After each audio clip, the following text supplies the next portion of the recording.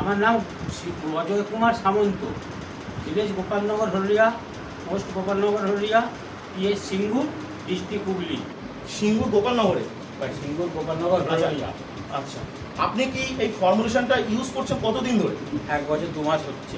1 বছর 2 মাস ধরে? আর ক্যাপসুল ফর্মেটটা খান? স্যালারিটা 4টে পেয়েছিল। আচ্ছা, খাইয়েছিল মাস্টারমশাই, আর ক্যাপসুলটা 4টে করে দিত। তারপর স্যালারিটা বন্ধ হয়ে গেল, 2টো করে খাচ্ছি।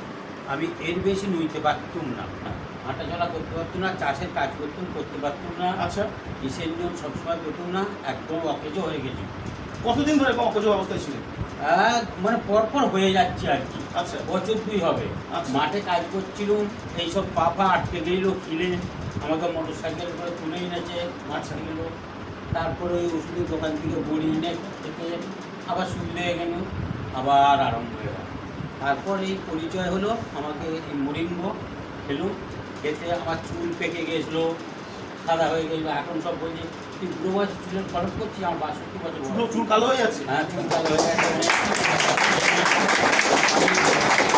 5 কেজি আলু নিয়ে কি কোনো মাল নিয়ে যেতে পারতাম না। এখন 50 কেজি আলুর বস্তা নিয়ে আমি লরিতে লোড করছি।